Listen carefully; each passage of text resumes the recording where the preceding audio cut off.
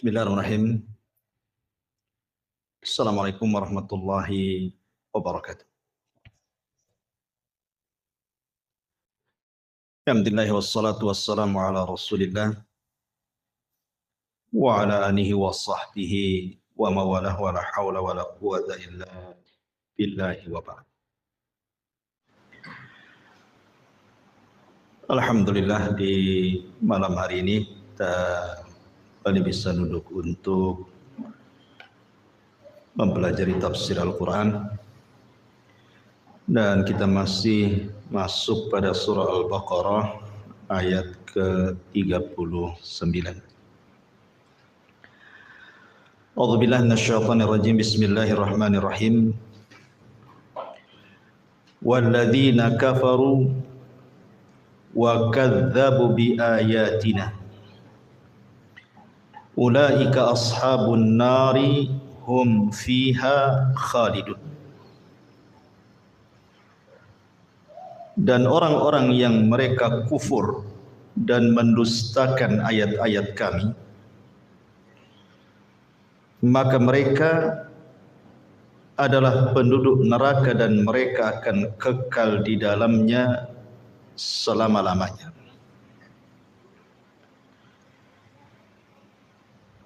Ma'asyiral muslimin yang dimuliakan Allah Azza wa Jalla, ayat ini ingin menjelaskan kepada kita tentang beberapa manusia yang kufur dengan ayat-ayat yang telah sampai kepada mereka. Artinya ayat ini umum. Siapapun yang mendustakan dan kufur dengan ayat-ayat kami, kata Allah, maka mereka akan masuk ke dalam neraka dan mereka akan dikekalkan di dalamnya selama-lamanya. Apa yang dimaksud ayat di sini? Ayat di sini maksudnya adalah tanda-tanda kebesaran Allah Subhanahu wa taala. Dan tanda-tanda kebesaran Allah itu ada dua. Ada yang disebut dengan ayat kauni, dan ada yang disebut dengan ayat syar'i. Nanti kita akan jelaskan dua-duanya. Ayat kauni ini artinya sesuatu yang tampak di hadapan kita, baik cerita tentang langit, bumi, lautan, gunung, tumbuhan, hewan, dan yang semacamnya. Bahkan tubuh kita sendiri, itu adalah tanda-tanda kebesaran Allah Azza wa Jalla, bahwa di sana ada Sang Pencipta yang menciptakan alam semesta ini, termasuk juga kita. Adapun ayat-ayat syar'i, ya maksudnya Al-Quran dan juga hadis-hadis Nabi SAW yang menunjukkan tentang keesaan Allah Subhanahu wa taala. Kita akan bentangkan dua perkara ini. Ma'asyiral muslimin yang dimuliakan Allah Subhanahu wa taala. Pertama kita bicara tentang ayat-ayat syar'i. Kita tahu bahwa alam semesta ini tidak mungkin tercipta begitu saja. Pasti ada yang menciptakan. Bagi orang-orang yang berfikir, tentu akan langsung percaya bahwa alam ini tidak mungkin tidak kecuali ada yang menciptakannya. Di dalam Al-Quranul Karim banyak sekali ayat-ayat yang menjelaskan tentang ciptaan Allah ini, dan baru kemudian tersingkap hari ini menunjukkan kebenaran Al-Quran itu sendiri. Kita contohkan beberapa perkara. Di dalam Al-Quran Allah Subhanahu wa taala mengatakan, wa fil ardi qita'un mutajawiratun wa jannatu min a'nabin wa zar'un wa nakhilun sinwanun wa ghairu sinwanin yusqa bima'in wahid nufaddilu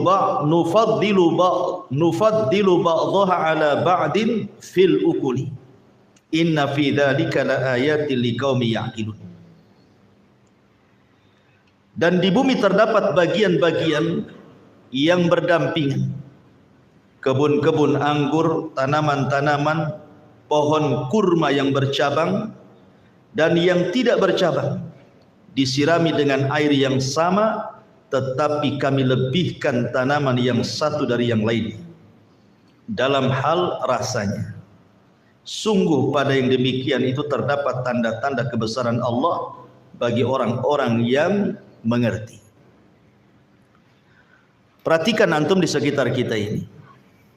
Di sekitar kita kan banyak tuh pepohonan tuh berbagai macam jenis. Ada mangganya, ada rambutannya, ada durennya, ada salaknya, macam-macam lah buah-buahan itu. Ketika Allah Subhanahu wa taala turunkan hujan, yang turun itu airnya sama. Dari langit itu sekali turun hujan kan, yang menyirami di sini juga sama dengan yang menyirami di sana. Anggap saja satu kota Batam ini hujan. Berarti air hujan yang di sini juga sama dengan air hujan yang di Batu Aji, yang di Bengkong, yang di Nagoya, yang di Jodo, sama saja. Tapi ketika kemudian air itu menumbuhkan tumbuhan, kemudian menumbuhkan pepohonan dan berbuah, kok rasanya beda? Kan beda tuh rasanya. Jangan lagi cerita berbeda pohon. Satu pohon mangga saja kadang-kadang beda rasa. Padahal dialiri dan disirami dengan air yang sama kan. Pertanyaannya, siapa yang membuat cita rasa yang berbeda itu? Kalau bukan Allah Subhanahu wa taala. Berarti kan ada yang membuat buah-buahan itu berbeda rasa. Mungkin satunya agak kecut, satunya masam, satunya manis, satunya bercampur aduk nano-nano, kan begitu ya. Kan berbeda-beda. Pertanyaannya, siapa yang ngasih rasa kok beda-beda? Itu satu pohon, jangan cerita banyak pohon. Dan banyak jenis gitu kan. Berarti kan ada itu yang meletakkan rasa dalam buah-buahan yang kita makan itu. Siapa yang meletakkannya? Kalau bukan Allah Subhanahu wa taala. Menunjukkan bahwa di sana ada tanda-tanda kaun bahwa ada sang pencipta alam semesta ini. Contoh yang lain. Dalam surah An-Nahl ayat 15 Allah mengatakan, "Wa alqa fil ardi rawasiya an tamida bikum wa anharan wa subulan la'allahum tahtadun." Dan dia menancapkan gunung di bumi agar bumi itu tidak goncang bersama kalian. Dan dia menciptakan sungai-sungai dan jalan-jalan agar kamu mampu mendapatkan petunjuk. Ketika ayat ini turun, kan belum ada penelitian.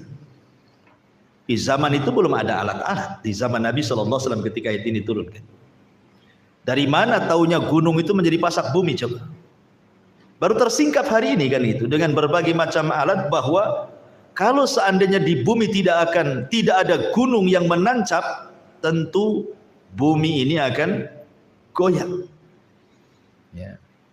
Dan bagian dalam bumi gunung itu jauh lebih besar dibandingkan gunung yang keluar dari bumi. Supaya apa coba? Supaya menjadi pasak bumi. Artinya ketika bumi diciptakan tanpa gunung itu bumi bergoncang. Ketika Allah kemudian ciptakan gunung dan ditancapkan ke bumi, maka bumi menjadi stabil. Kemudian Allah ciptakan sungai-sungainya, Allah ciptakan jalan-jalannya supaya kita tahu mana jalan, mana sungai. Siapa yang menciptakan seperti ini kalau bukan Allah Subhanahu wa taala? Manusia tidak bisa menciptakan seperti ini. Bisa manusia menciptakan gunung? Enggak ada. Ya. Ini juga tanda bahwa di sana ada sang pencipta alam semesta. Kemudian juga ayat yang sangat pendek. Allah Subhanahu wa taala mengatakan, "Wa fi anfusikum afala tubsirun." Bahkan dari badan kalian sendiri itu ada tanda-tanda kebesaran Allah kalau kalian mau melihat.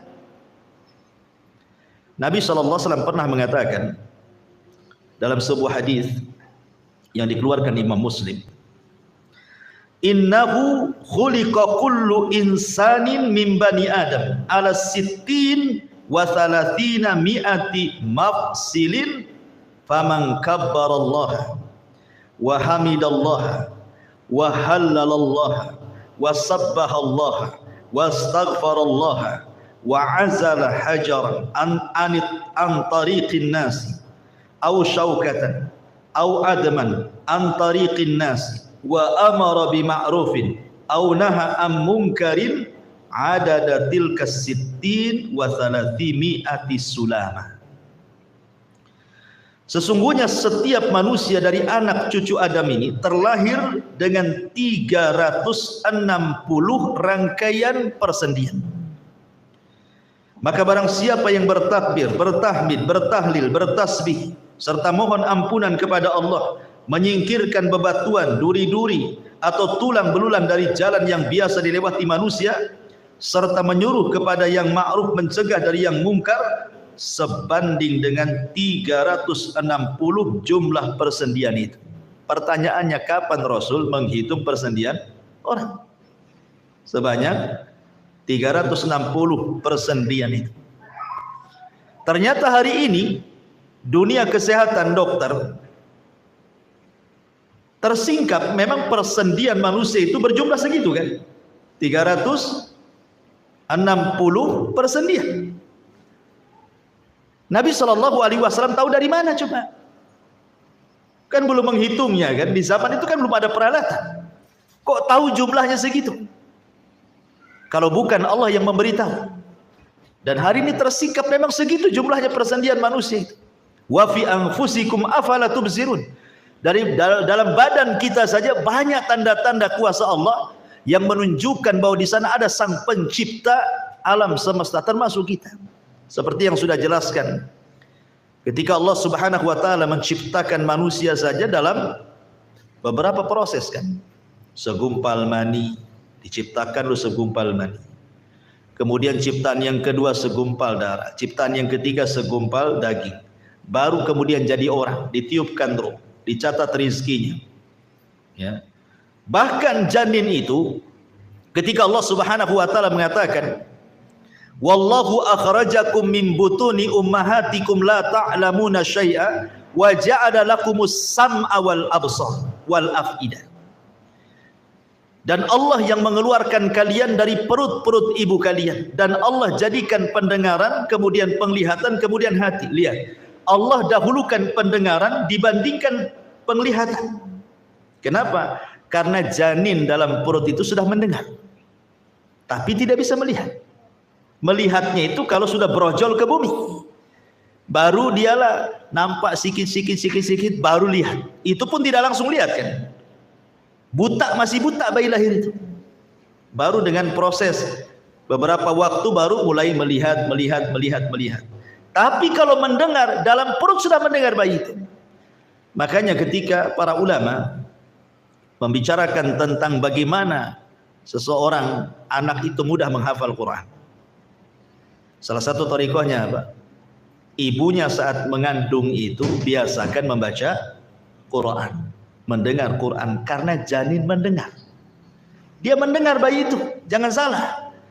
Ya. Makanya Allah dahulukan mendengar baru melihat, karena janin dalam perut itu sudah mendengar dia. Dan itu dibuktikan oleh sains hari ini. Dia bisa mendengar. Makanya kalau saat kemudian istri antum hamil, kemudian hari-hari baca Quran, hari-hari dengar Quran, sehingga si janin itu mendengar, ketika dia berojol itu sudah ada gambaran tuh. Tapi kalau istri antum lagi hamil yang didengar dangdutan kan itu, kemudian jazz, rock, macam-macam, reggae-nya gitu, ya keluar ya jadi seperti itulah, loncat-loncat jadi. Masyaallah muslimin yang dimuliakan Allah Azza wa Jalla. Ini kan tersingkap, makanya Allah mengatakan wa fi anfusikum afala tubsirun. Lihat, di alam semesta ini ada zat yang menciptakan segalanya. Atau contoh yang lain, Allah menyebutkan dalam surah Nur ayat 40, au kadzulumati fil bahri lujji yaghshahu maujun min fawqihi sahab dzulumatun ba'duha fawqa ba'din. Idza akhraja yadahu lam yakad yaraha wa man lam yaj'alillah lahu nuran fama lahu min nur. Atau keadaan orang-orang kafir seperti gelap gulita di lautan yang dalam, yang diliputi oleh gelombang demi gelombang, di atasnya ada lagi awan gelap.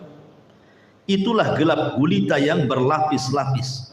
Apabila dia mengeluarkan tangannya hampir tidak dapat melihatnya. Barang siapa tidak diberi cahaya petunjuk oleh Allah, maka dia tidak mempunyai cahaya sedikit pun. Surah Nur ayat 40. Pertanyaannya, kapan Rasul nyelam sehingga tahu dasar lautan itu gelap? Hah? Nabi naik perahu aja tidak pernah.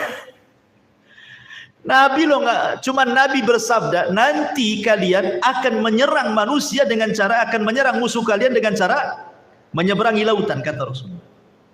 Rasul hanya ngomong saja. Dan ini terjadi di zaman Utsman kan. Ketika Utsman mengirim Muawiyah ibn Abi Sufyan kemudian menyerang Afrika, harus melewati lautan. Tapi di zaman Rasul, Rasul aja tidak pernah naik di atas perahu, itu tidak pernah. Apalagi nyemplung di lautan, apalagi nyelam. Waktu itu nggak ada kayak zaman sekarang ada alat-alat bisa nyelam dalam kedalaman sekian itu kan. Nggak ada alat di zaman itu. Kok tahu bahwa di dasar lautan itu gelap? Pertanyaannya. Ya kan? Berarti apa? Berarti Allah Subhanahu wa taala ketika berfirman seperti ini mencontohkan keadaan orang-orang kafir, Allah mengatakan di sini, atau keadaan orang-orang kafir seperti gelap gulitanya di dalam lautan yang dalam. Baru tersingkap hari ini. Banyak penyelam barat itu yang dengan alatnya mereka masuk ke lautan, memang gelap di dalam itu.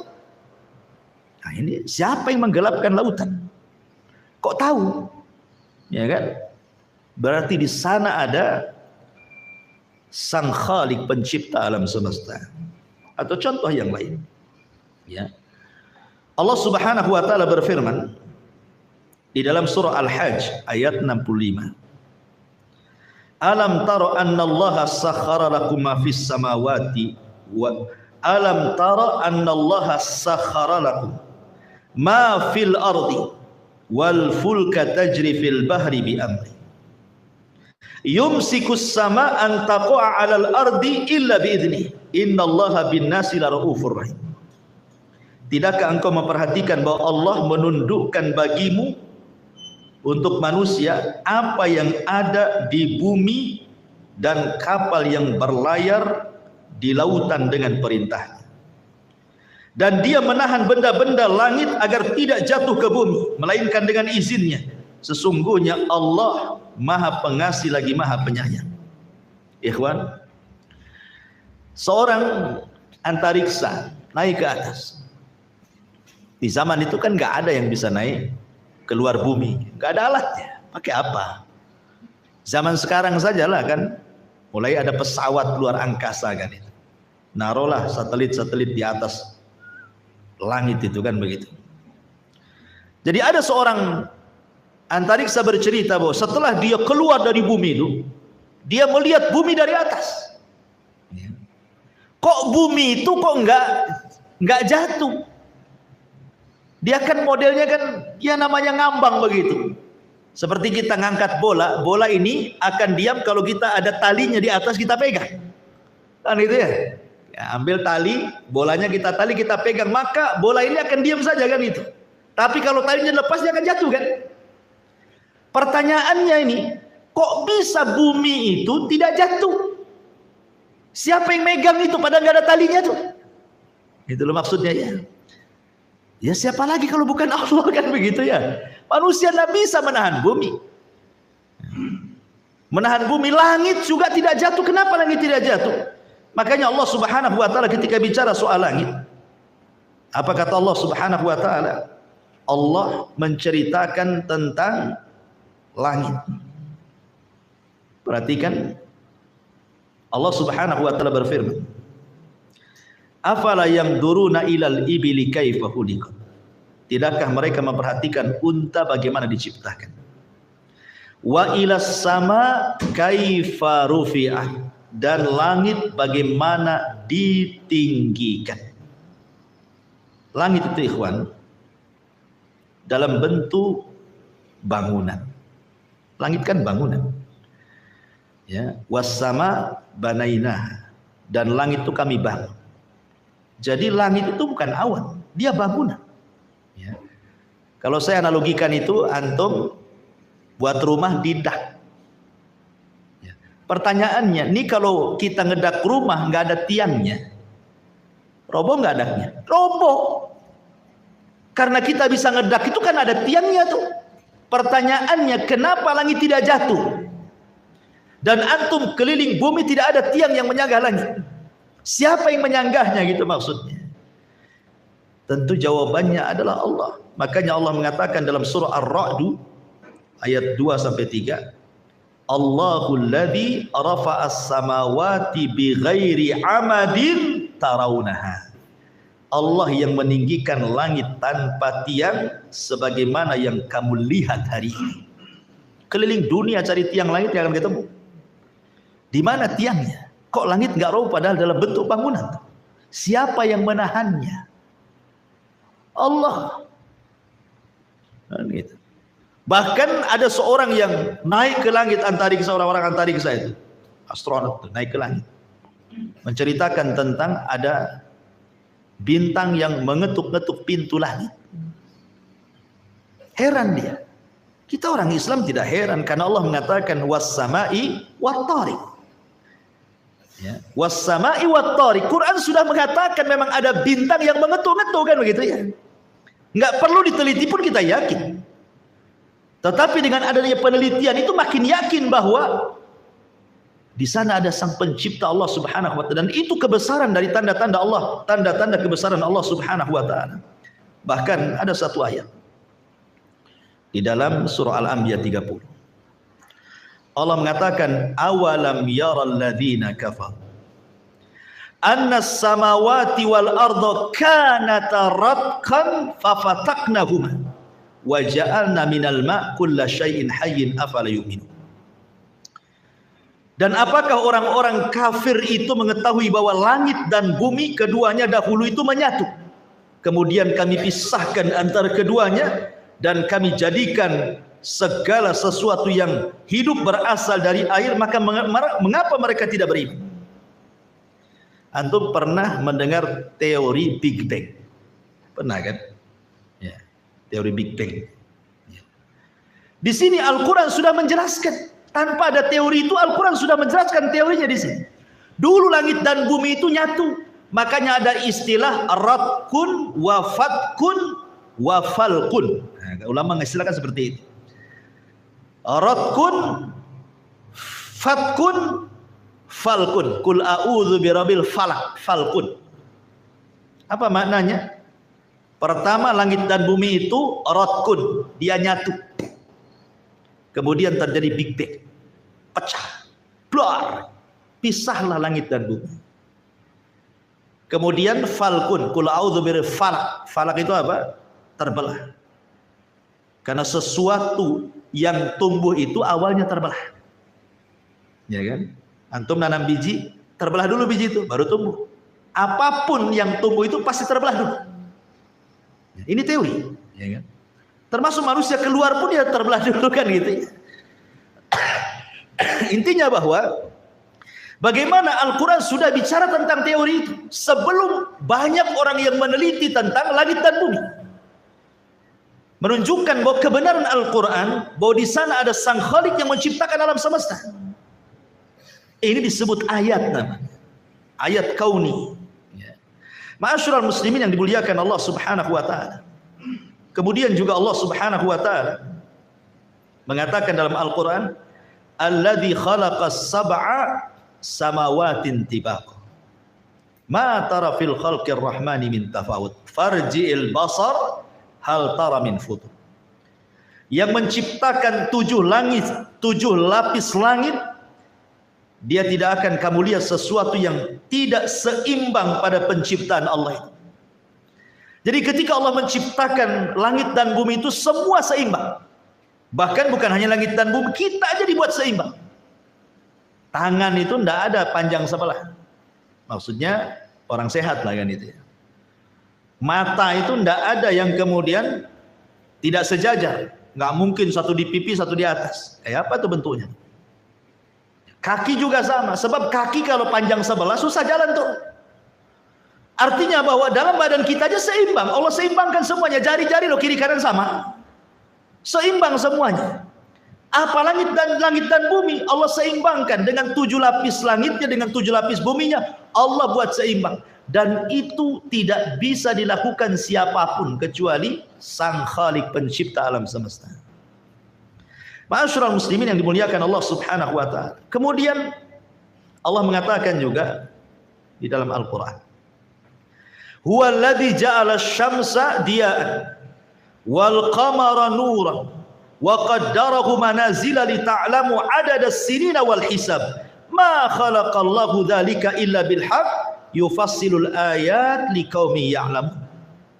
Dialah yang menjadikan matahari bersinar, bulan bercahaya, dan dialah yang menetapkan tempat-tempat orbitnya agar kamu mengetahui bilangan tahun dan perhitungan waktu. Allah tidak menciptakan demikian itu melainkan dengan benar. Dia menjelaskan tanda-tanda kebesarannya kepada orang-orang yang mengetahui. Lihat, siapa yang menciptakan matahari sehingga mampu menerangi alam semesta? Makanya sering saya katakan, walaupun satu PLN, siapa yang bisa menerangi satu bumi ini dengan PLN? Gak akan bisa. Gak ada ceritanya. Tapi satu matahari bisa terang semuanya, masuk ke rumah-rumah, masuk ke gua-gua, ke gorong-gorong, ke ya Allah, ini nikmat dari Allah. Siapa yang membuat cahaya sebesar itu gitu ya matahari, sehingga satu matahari bisa menerangi satu bumi, itu kan luar biasa. Sementara listrik aja nggak bisa menerangi seterang matahari. Contohnya malam hari lah, semua diterangkan, ya nggak seterang matahari juga kan gitu.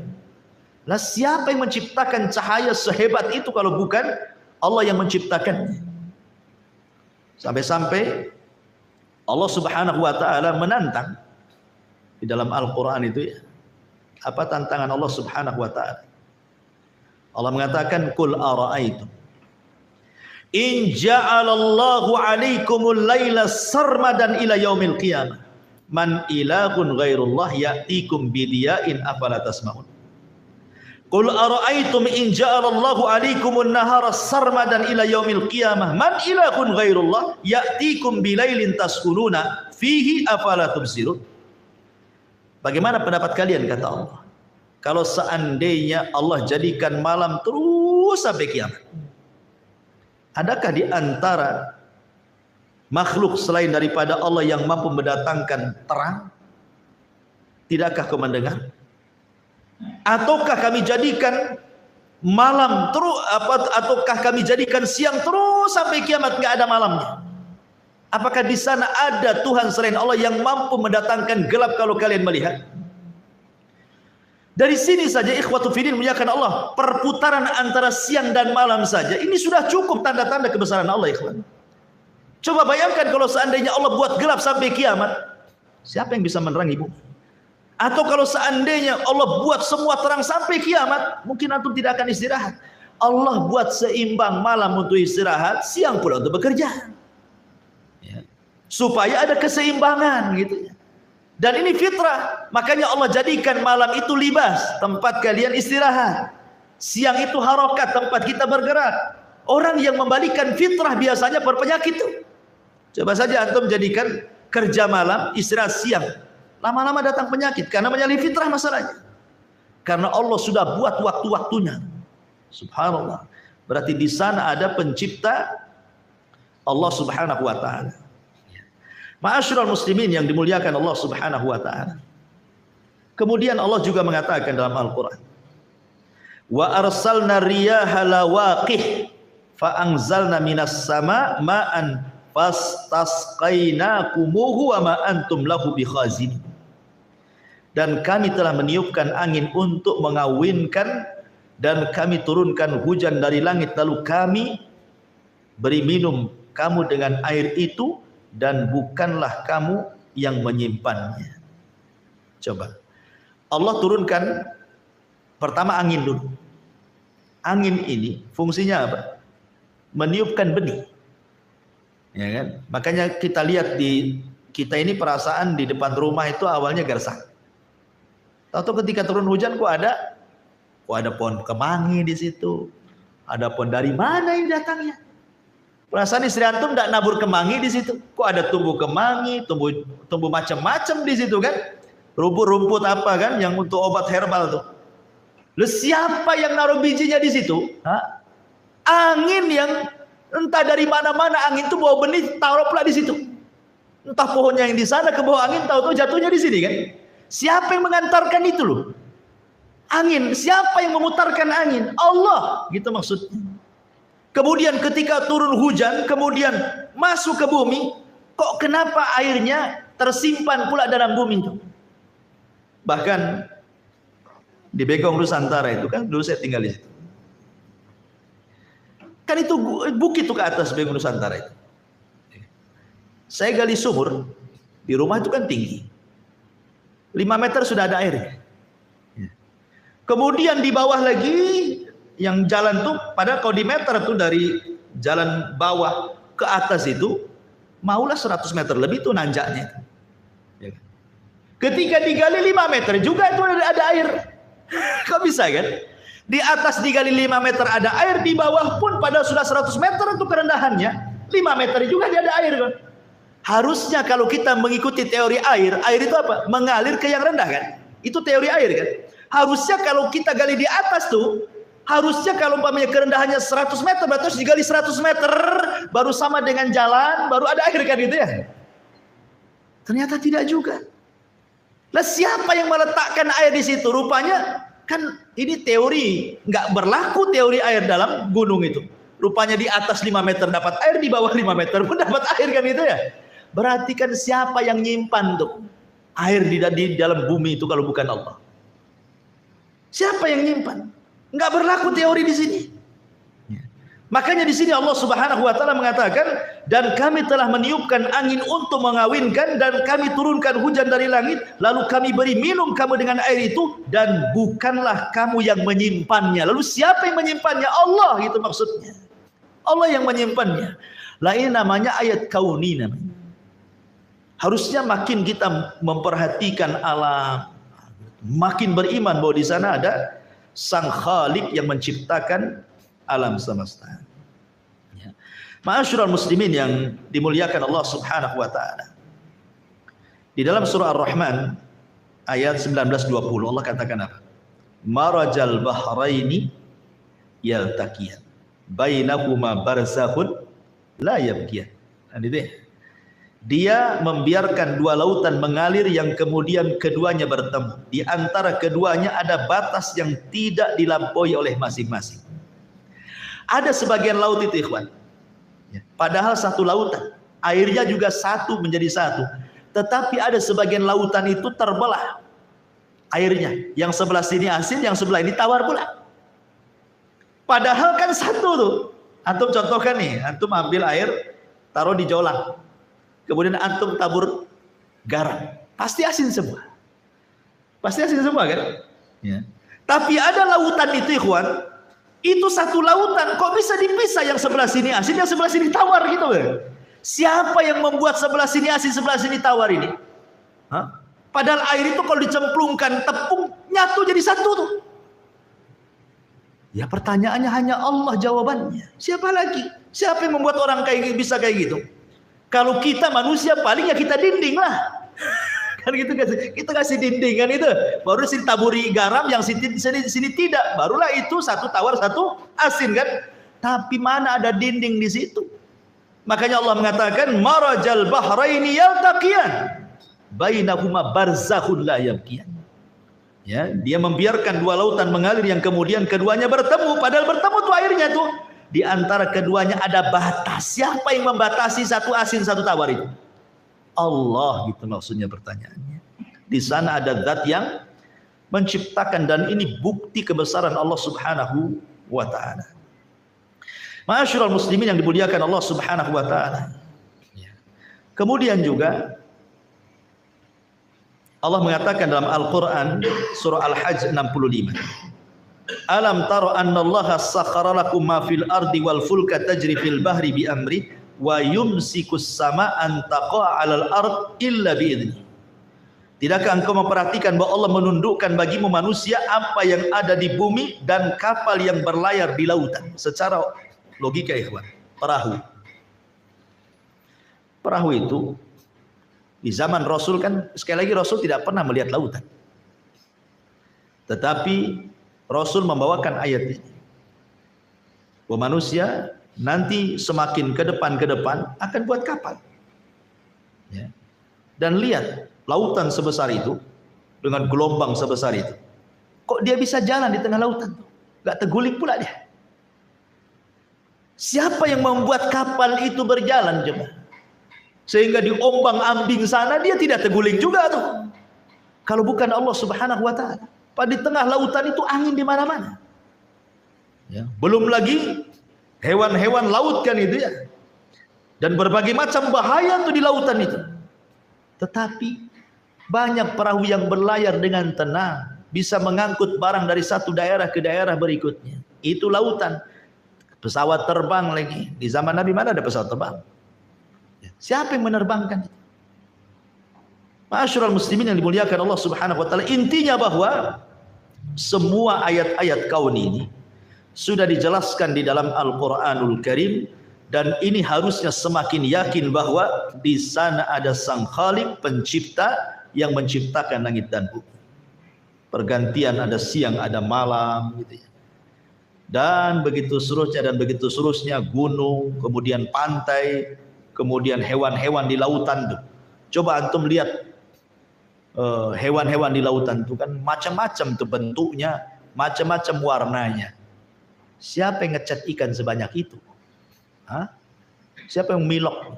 Antum tahu pilok? Apa satu-satu dipilok, cemplungkan. Ada gitu. Siapa yang ngasih warna coba macam-macam? Ada satu ikan kayak pelangi banyak warnanya itu. Cemana miloknya? Ditutup dulu seperti segini.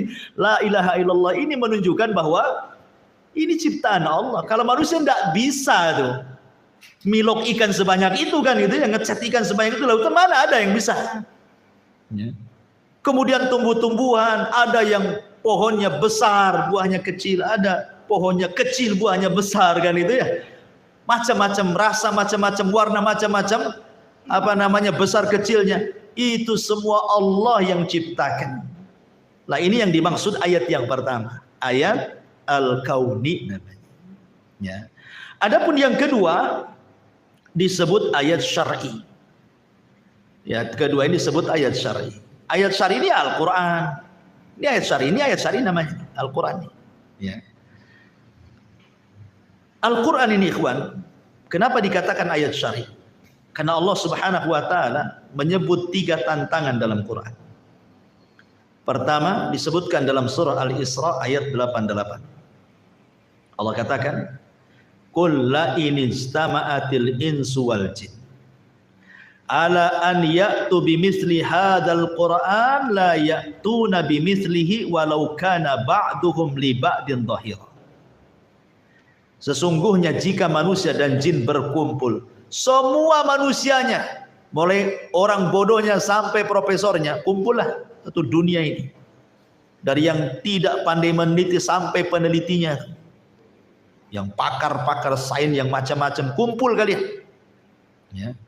Jinnya sekalipun, yang profesor jinnya kumpul sekalipun, untuk mendatangkan serupa dengan Al-Quran, kata Allah, niscaya mereka tidak akan dapat membuat serupa dengan Al-Quran, sekalipun sebagian mereka menjadi pembantu bagi yang lainnya, sekalipun mereka sepakat kompak untuk membuat semisal Quran, tidak akan mampu. Oke lah, kalau Quran sih ketebalan. Sekarang kita kurangi, jangan satu Quran, 10 surat saja dalam Quran.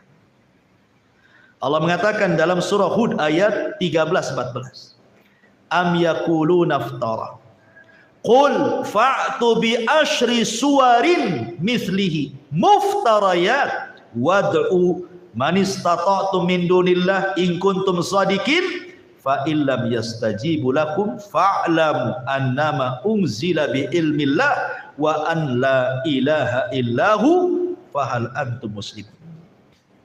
Bahkan mereka mengatakan Muhammad telah membuat-buat Al-Quran. Katakan ya Muhammad kepada orang yang mengatakan seperti ini, datangkan 10 surat serupa dengan Al-Quran.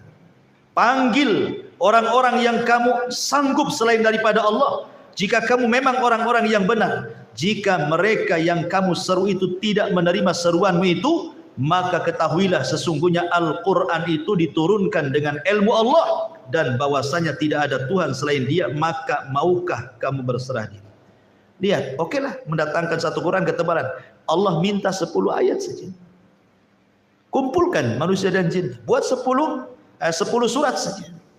Kalian tidak akan sanggup. Okelah 10 surat kebanyakan. Dikurangi lagi. Ya. Perhatikan surah Yunus ayat 38. Am yaquluna iftara. Qul fa'tu bi suratin mithlihi wad'u man istata'tum min dunillahi in kuntum shadiqin. Atau mereka mengatakan Muhammad telah membuat-buat Quran. Katakan ya Muhammad kepada mereka, cobalah datangkan sebuah surat seumpama Al-Quran. Panggil siapapun yang dapat kamu panggil selain Allah, jika kamu benar. Lihat 3 tantangan. Pertama, buat satu Quran, kalian tidak akan sanggup. Dikecilkan lagi, buat 10 surat, kalian tidak akan sanggup. Sekarang 1 surat aja lah. Kurang apa? Mereka pun tidak sanggup 1 surat pun. Menunjukkan bahwa Al-Quran itu bukan buat-buatan Nabi. Quran ini adalah dari Allah. Dan itu menunjukkan bahwa di sana ada yang berbicara Allah Subhanahu wa taala. Inilah kalamnya. Al-Quran itu kalam Allah. Karena dia kalam Allah, tidak ada yang sanggup menyerupai kalam Allah. Banyak orang yang berusaha untuk meniru Al-Quran, tidak bisa. Dari zaman Nabi, kita kenal Musailamah Al-Kadzdzab. Berusaha untuk meniru ayat dalam Al-Quran, diketawakan rekannya sama orang kafir, Amr bin As, dan mengatakan, wallahi inni la'alamu annaka kadhib. Aku tahu kau ini pendusta. Padahal satu rekannya sama-sama musyrik, didustakannya Musailamah Al-Kadzdzab. Ya. Ma'asyiral muslimin yang dimuliakan, dan bukti bahwa Quran ini datang dari Allah, Quran ini membawa hidayah. Ya. Coba lihat, banyak orang-orang yang cukup mendengar Al-Quran bisa masuk Islam, nggak paham isinya apa, dia hanya dengerin enak, tahu-tahu masuk ke dalam kalbunya, tahu-tahu masuk Islam. Dia hanya dengar Quran saja bisa masuk Islam. Bahkan di zaman Rasul ada seorang sahabat namanya Zubair ibn Mut'im radhiyallahu anhu. Zubair ibn Mut'im radhiyallahu anhu. Zubair ibn Mut'im ini dendam sama Nabi karena banyak saudara-saudaranya, keluarganya yang mati di perang Badar dan dibunuh oleh tentara kaum muslimin. Dendam akhirnya Zubair ingin membunuh Nabi.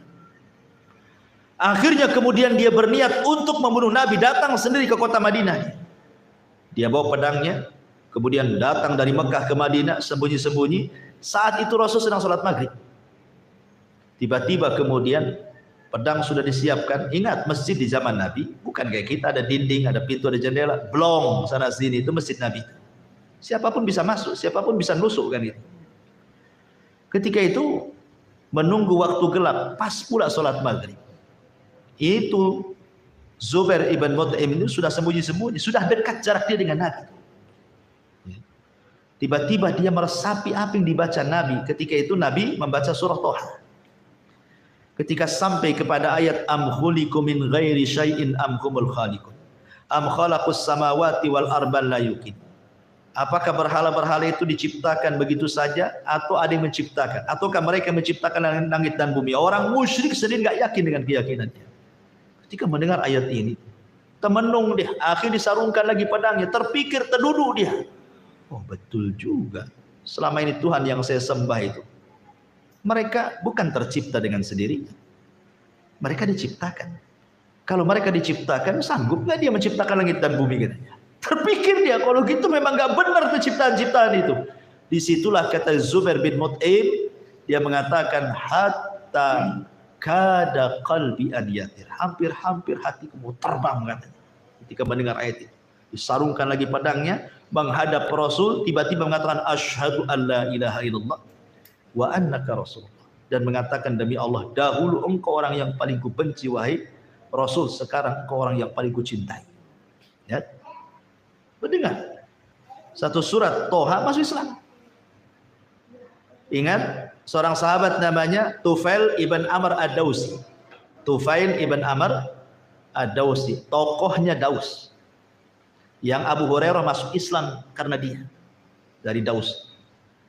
Dia mau umrah, tentu umrah ala jahiliyah. Ya, karena belum masuk Islam. Dihadang sama pembesar orang Quraisy itu, karena kan dari Daus, dari Yaman. Dia tahu pembesarnya. Kemudian kata para pembesar Quraisy, "Hei Tufail, sebaiknya kalau engkau tawaf, kau ambil kapas, letakkan di kedua lubang telinga." Kata Tufail, "Ngapain?" Karena biasanya di Ka'bah itu ada orang yang suka nyihir. Namanya Muhammad. Itu kalau kau dengar ucapannya, kau akan tersihir. Dia itu orang gila, macam-macam dituduh-tuduh. Bahaya tuh. Namanya orang baru, ditakut-takut-takutlah. Betul-betul dia cari kapas, diletakkan di lubang telinganya.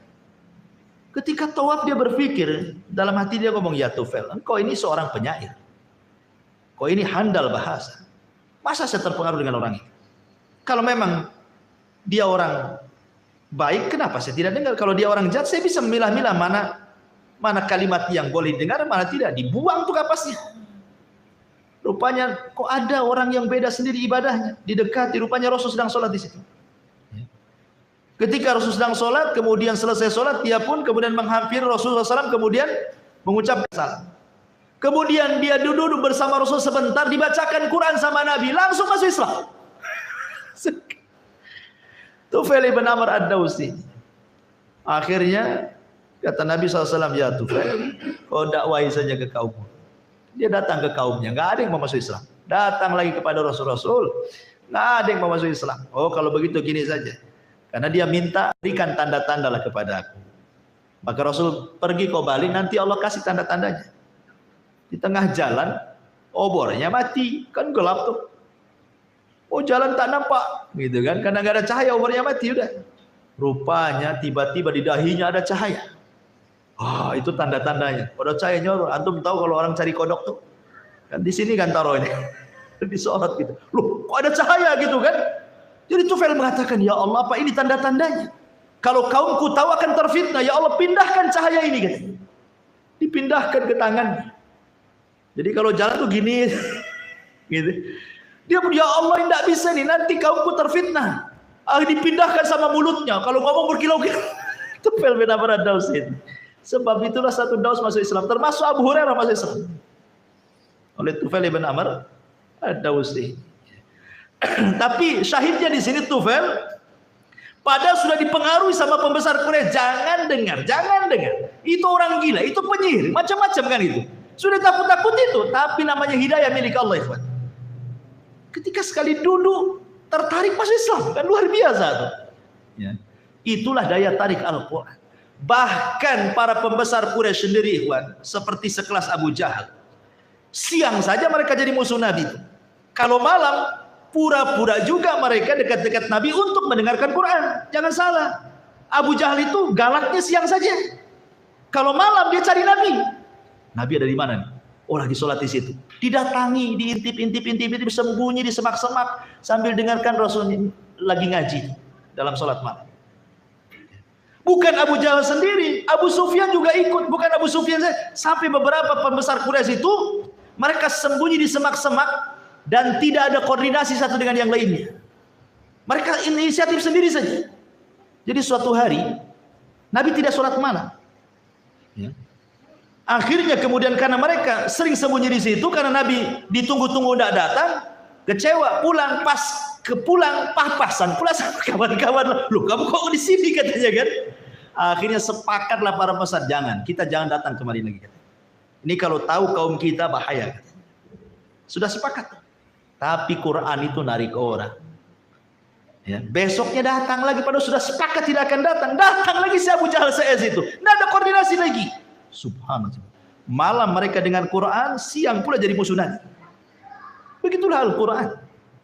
Kalam Allah. Karena ini bukan kalamnya Rasulullah, ini kalam Allah. sehingga membawa daya tarik, dan itulah disebut dengan ayat namanya. Ya. Makanya kalau sudah jelas-jelas ayat kauni menunjukkan ketuhanan, ayat syar'i lebih jelas lagi, kok enggak mau beriman pula, makanya Allah ancam di sini, walladzina kafaru wa kadzdzabu biayatina ulaika ashabun nar hum fiha khalidun. Ya. Orang-orang kafir atau orang-orang yang kufur dan mendustakan ayat-ayat kami, maka mereka termasuk ashabun nar. Mereka akan dimasukkan ke dalam neraka. Hum fiha khalidun. Karena telinga mereka sudah tuli, pandangan mereka sudah buta. Summun bukmun umyun fahum la yarjun. Coba ayat kauni saja di depan kita, masa enggak berpikir bahwa di sana ada sang pencipta selain Allah. Makanya pernah saya ceritakan tentang kisah Abu Hanifah kan, yang berdebat dengan orang ateis, ya kan? Yang sederhana saja alasan Abu Hanifah. Kata Abu Hanifah, maaf saya telat datang ketika dalam perdebatan depan hakim. Ya, harusnya pagi datang sore, kata Abu Hanifah. Maaf saya telat. Kenapa? Karena di tengah jalan ada peristiwa yang menurut saya aneh sekali. Kalau mau dengar saya ceritakan gitu. Ceritakan aja lah katanya. Ya. Abu Hanifah mengatakan begini, saya ke tempat Anda berdebat ini harus melewati sungai. Ya. Sementara perahu tak ada. Jadi saya nunggulah perahu itu. Ketika menunggu perahu, kok aku lihat ada pohon tumbang sendiri. Kemudian terserut sendiri. Kemudian setelah terserut sendiri, kemudian terangkai jadi kapal sendiri. Aku pun naik di atas kapal, tiba-tiba kapal itu berjalan sendiri. Sampai mengantarkan aku ke sini katanya. Oh, kata orang ateis ini, kau ini ya sudah telat, dusta lagi katanya. Sebenarnya perdebatan sudah selesai. Kenapa? Orang ateis kan mengingkari tidak ada pencipta. Tetapi dia mengatakan dusta kepada Abu Hanifah.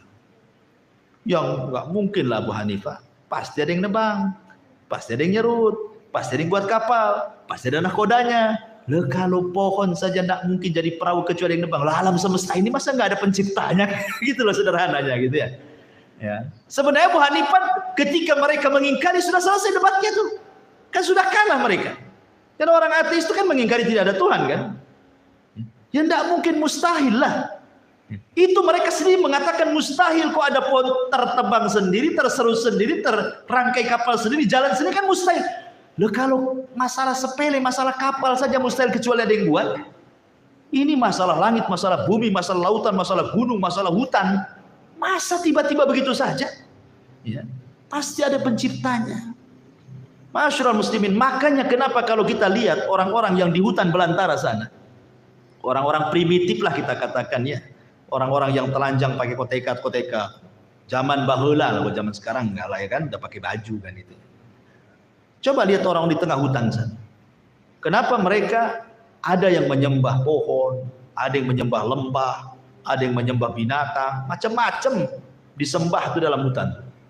Ya kan? Karena fitrah mereka itu menolak kalau tidak ada Tuhan di alam semesta ini. Fitrah mereka itu menolak, pasti ada Tuhan.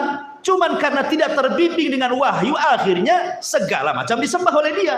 Tapi fitrah bahwa ada sesembahan itu ada dalam hati mereka kan. Cuman salah bahasa saja mereka itu.